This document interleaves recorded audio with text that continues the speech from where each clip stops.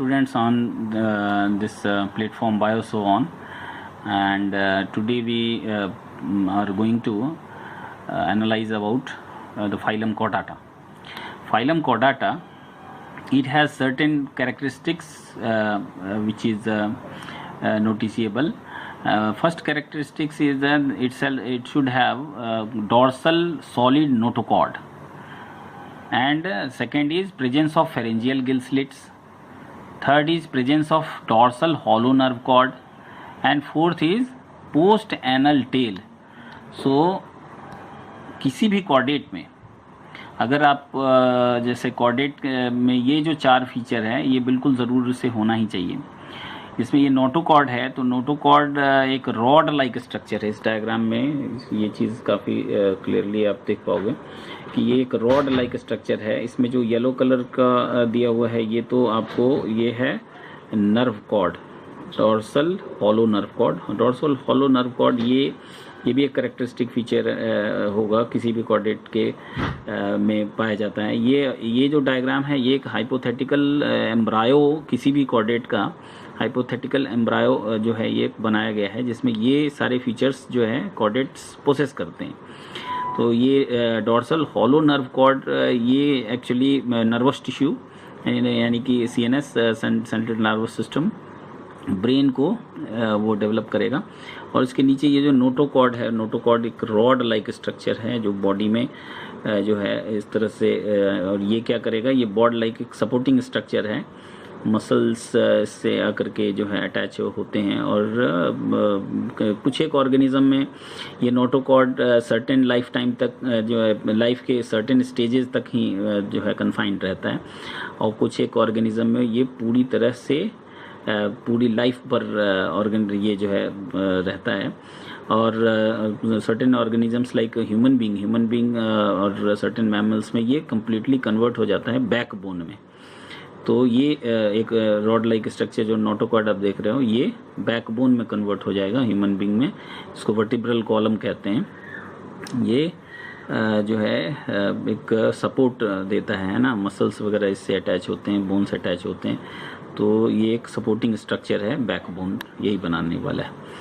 उसके बाद और जो चीज़ें इसमें आप देख रहे हो कि माउथ है, यहाँ पर एक फेरेंजियल गिल स्लिट्स है. तो ये जो फेरेंजियल गिल स्लिट्स है ये आपको ये रेस्पिरेटरी ऑर्गन्स वगैरह बनाएंगे. यहाँ से गिल्स बन सकता है, यहाँ से ये जो है जो भी रेस्पिरेटरी चैम्बर्स हैं ह्यूमन बीइंग में वो डेवलप होगा. तो ये फेरेंजियल गिल स्लिट्स ये होता ही है किसी भी कॉर्डेट के में, ये सारे फीचर्स होंगे. और ये एक एनस है, एनस यानी कि डाइजेस्टिव सिस्टम तो कंप्लीट ही है. एनस है, एनस के पीछे एक इस तरह से ये जो है पोस्ट एनल टेल होता है, यहाँ पोस्ट एनल टेल. तो और मसल अटैचमेंट, मसल सेगमेंट्स वो भी दिखा रखा है इसमें. तो ये जो है किसी भी कॉर्डेट के द्वारा ये सारे फीचर्स बिल्कुल पोसेस किए जाते हैं. तो अब एक बार इसको रीड करते हैं और समझने की कोशिश करते हैं क्या है लिखा हुआ. They are going to exhibit all और some characters in their life stage और life span. It can be embryonic stage, adult stage और any stage. Note, animal in the phylum Chordata share 4 key features that appear at some stages during their development: a notochord, a dorsal hollow nerve cord, pharyngeal slits, and post-anal tail is the characteristic features. These are the characteristic features possessed by all chordates. In some groups, some of these characters appear only during embryonic development. और एक hypothetical embryo है जिसमें ये सारे जितने भी chordates होंगे उसमें ये सारे फीचर्स जो है उनके एम्ब्रायो में ज़रूर से दिखाई देंगे. तो अगर ऐसे फीचर्स हैं तो आप कह सकते हो कि वो कॉर्डेट है.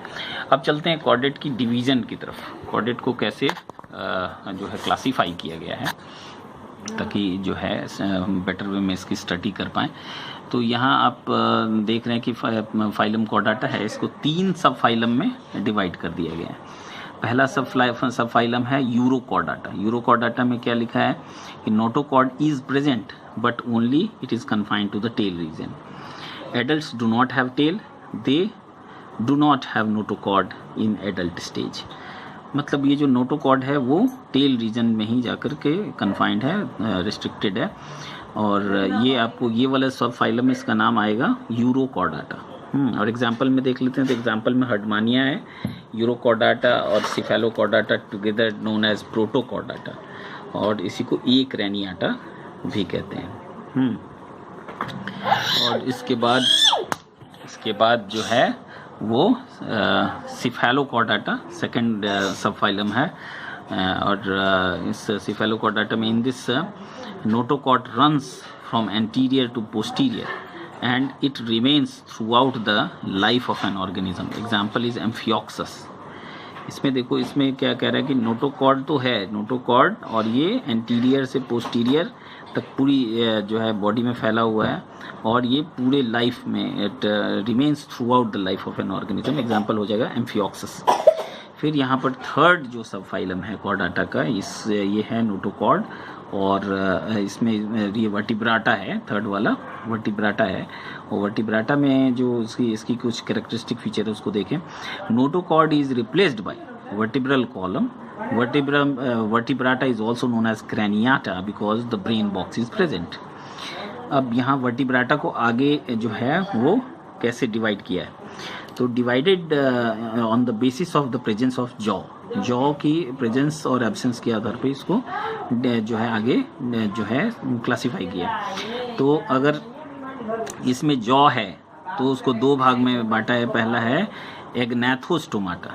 एग्नैथोस्टोमाटा में mouth but without jaw, mouth तो है लेकिन माउथ में जॉ नहीं है ना।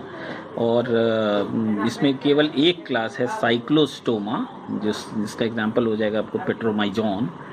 तो ये जो है ये एग्नैथोस्टोमाटा, ये वर्टिब्राटा का वो सेक्शन हो गया जिसमें कि माउथ तो है लेकिन जो है जॉ नहीं है।